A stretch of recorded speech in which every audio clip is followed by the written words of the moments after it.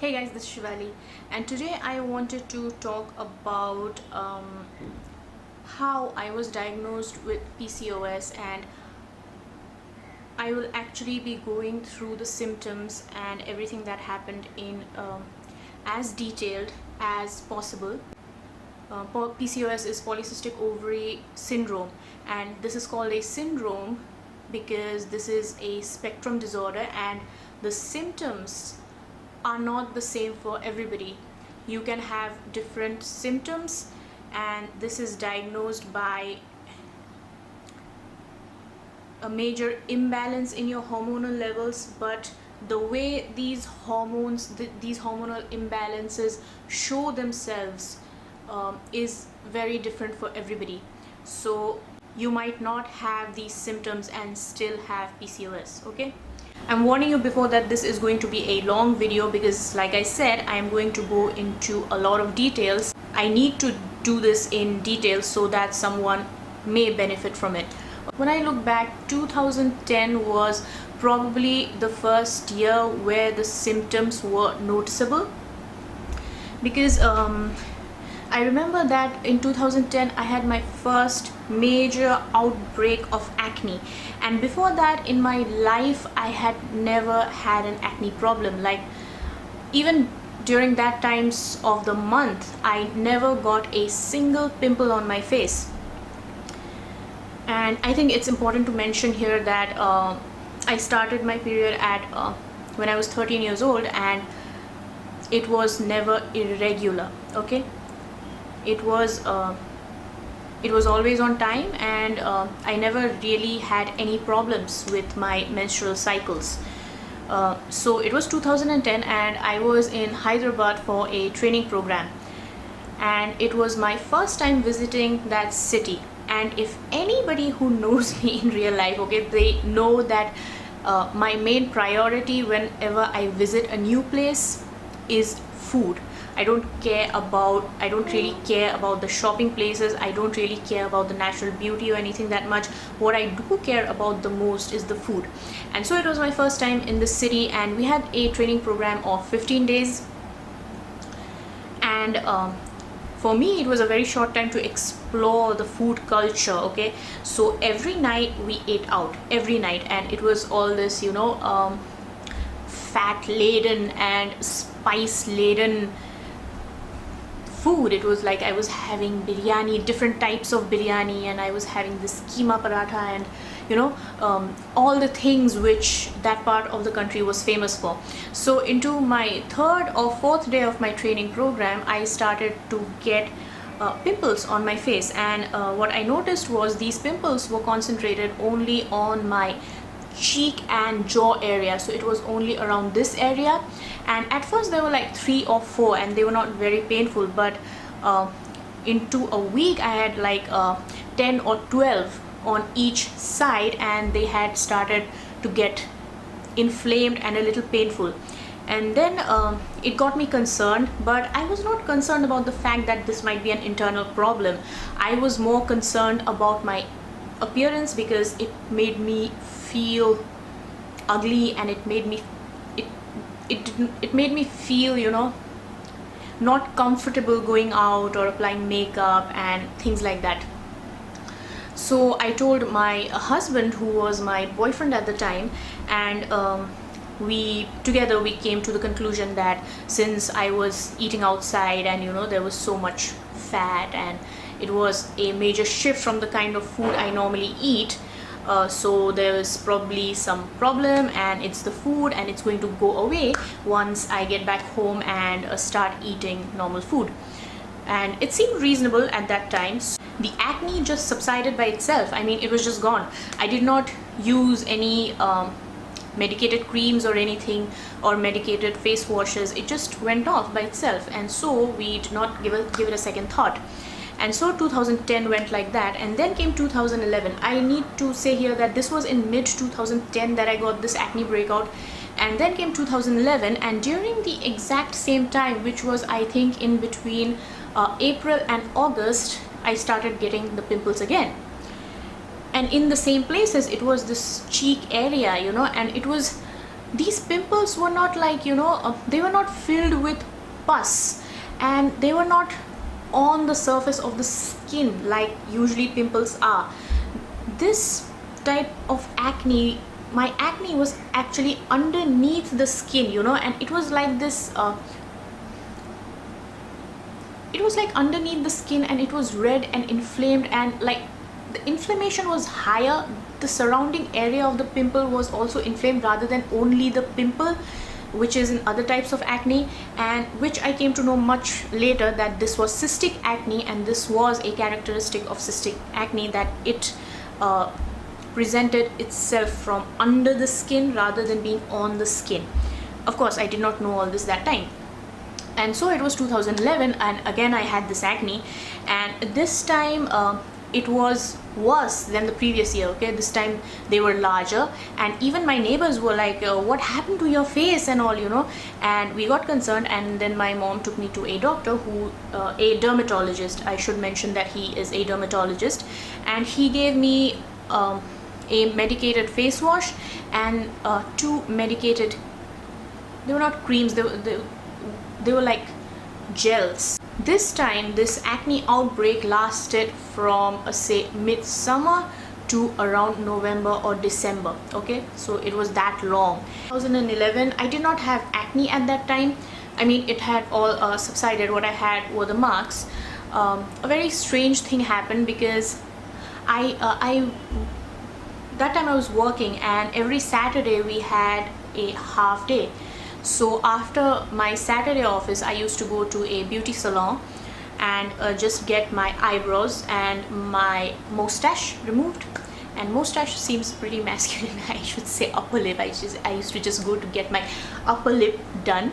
So I was in the salon, and this lady who does the eyebrows and the upper lip, she just suddenly said, do you want me to do your jawline?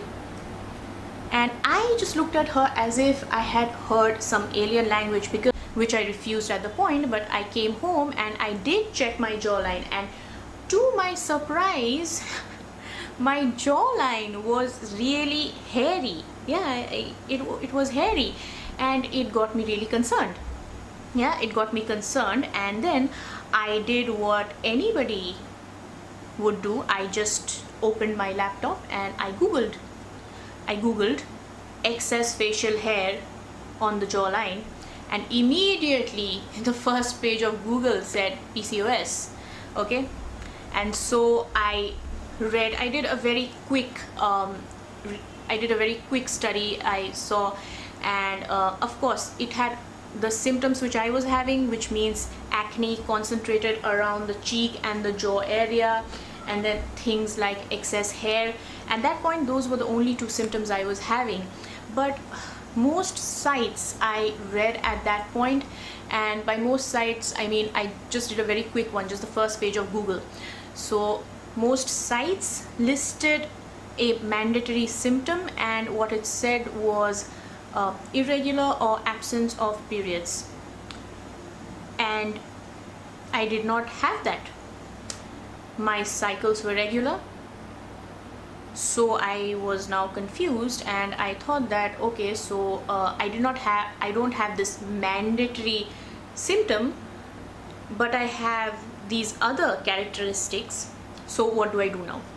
So again, I called up my husband, who was my boyfriend at the time, and I told him, now listen, now this is happening, and this girl just offered me if she can do my jawline as if I'm a man, and now I have researched, and now I think I have these characteristics of this condition, but I don't have the main characteristic.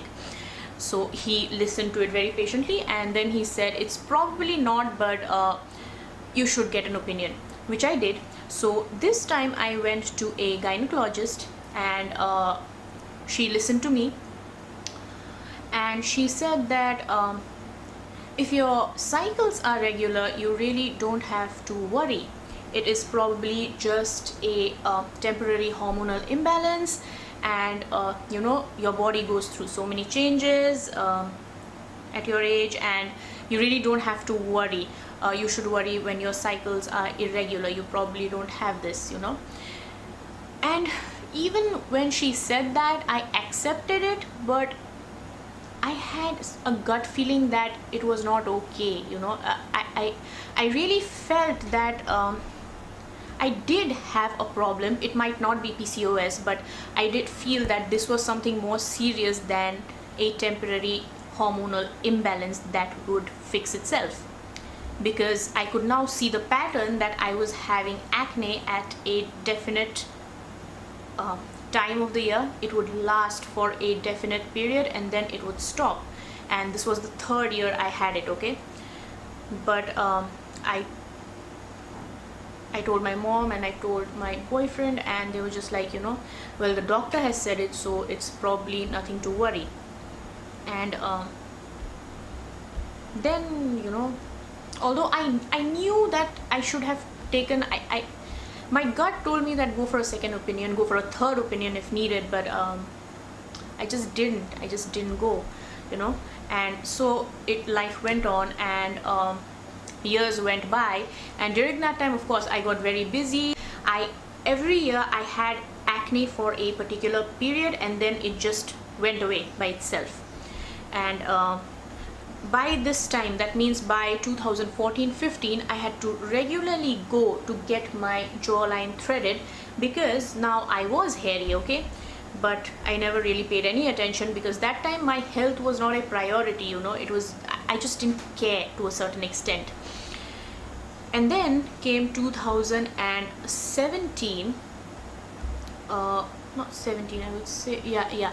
Then came 2017, where I got this outbreak, and by this time I knew that I would get an outbreak during this time of the year, but this time it just wouldn't go away. It wouldn't go away. And this time it was massive, okay? It was a massive outbreak, because in 2 weeks the entire right side of my face, this entire area, was covered in painful cystic acne. It was so bad that I couldn't even sleep at night on this side, because it was inflamed and it was red and it was painful. Yeah, it was just that. But however, the left side was okay. I just had like 5 or 6 pimples, and it wasn't that painful. But this side, it was a mess, okay? It wouldn't go away, because it was just there, and every day I would see 3 or 4 new ones, and this whole area was just getting, it was frustrating, it was painful, I felt really ugly, and I was so fat at that time, you know. It was just, nothing was going right for me. Suffering. I was tired all the time. I just ate sugar all the time. I was hungry all the time. I just wanted to sleep and eat. So I went to this doctor, and he listened to me. He listened to me very carefully, and after my consultancy was over, he just said, I want to do an ultrasound of your ovaries. And the same day, like after an hour, he did my ultrasound, and the moment my ovaries popped up on the screen, he did not wait a second, and he just told me, you have PCOS. And I cannot explain to you the relief I felt at that point, because now I knew somebody had acknowledged it, you know. I now had it on paper, and it was a relief to know. I had around 14 cysts in my right ovary, and I had around 4 to 5 cysts on my left ovary, which means I hadn't been ovulating for a long time, close to 3 years. What he said was that in PCOS, it is absolutely possible to have what seems like normal cycles, but there can be a total absence of ovulation despite your normal periods. What we did later come to find out was that I was indeed insulin resistant as well. So now I was in a situation where I was a pre-diabetic at 31 years of age, and I had PCOS, which was very much tied in with the fact that I may not be able to conceive naturally.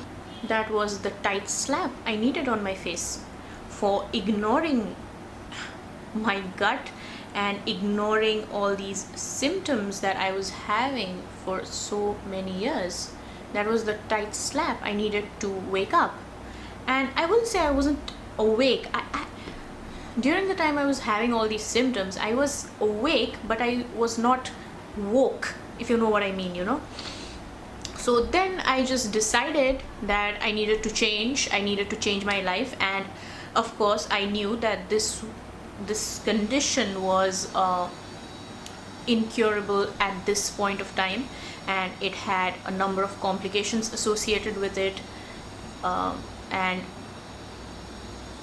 I needed to get my life back together, and I needed to get healthier, because even with all this I had hope. I had hope that it was possible to feel better, it was possible to get healthier, it was possible to lose weight, but I was not following the right protocol given the limitations of my body, which I did not know about much at that point of time. This is the purpose of why I even do videos that are so personal, because I feel that this may help someone, and this might actually save someone from the unpleasant and uncomfortable time that I or somebody else who has gone through this experience has gone through. And if you're having these symptoms, and I'm not saying only about these particular symptoms and this particular disorder, I'm saying that if you feel that anything is wrong with your health, okay, if you have a gut feeling that something is wrong, and if you're not satisfied with the answers the doctors give you, go for a second opinion, go for a third opinion if required. Just don't accept answers because they have a degree, because it's your body, and at the end of the day it's your commitment for life, and you have to keep it in a condition so that you're able to enjoy life, and that is what I want to say. So I hope this video helped you a little, and I hope you made it through this entire long video. I'm sorry to be blabbering so much, but the subject matter is such that I couldn't shorten this video. So yeah, that was my video for today, and until I see you guys next time, bye, I love you, and stay healthy.